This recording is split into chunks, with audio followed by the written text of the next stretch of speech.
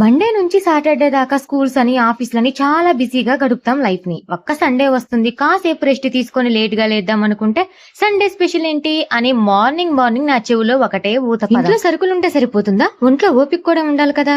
Sunday ఒక్కరోజు కొద్దిగా late గా లేద్దాం అనుకుంటే మార్నింగ్ మార్కెట్ కి వెళ్లి చికెన్ తీసుకొచ్చారు మా వారు. ఈ చికెన్ తో ఈ రోజు నీకు ఇష్టం వచ్చినట్టు వెరైటీగా చెయ్యి, కమ్మగా చెయ్యమ్మ, కుమ్మేస్తా, క్రిస్పీగా ఉండాలి, టేస్టీగా ఉండాలి, టేస్ట్ మాత్రం కొంచెం కూడా తగ్గొద్దు అని కండిషన్స్ మళ్ళీ చేసేదే కాక ఇవన్నీనా అని మనసులో అనుకుంటూ కళ్ళకెదురుగా కరివేపాకు కనిపించేసరికి ఈ రోజు కరివేపాకు చికెన్ ఫ్రై చేస్తే ఏ విధంగా ఉంటుందని దండిగా కరివేపాకు వేసి కరివేపాకుతో పాటు పుదీనా, కొత్తిమీర కూడా దండిగా వేశాను.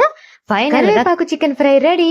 టేస్ట్ ఎలా ఉంటుందో, మా వారేమంటాడో అని మస్తు భయపడ్డాను. కానీ నిజంగా టేస్ట్ అయితే అద్దిరిపోయిందంట. మా వారికైతే తెగ నచ్చేసింది. ఎందుకు ఆలస్యం, మీరు కూడా ఒకసారి ట్రై చేసి టేస్ట్ ఎలా ఉందో కమెంట్ చేయండి. వీడియో నచ్చితే లైక్ చేయండి, సబ్స్క్రైబ్ చేసుకోండి అబ్బా.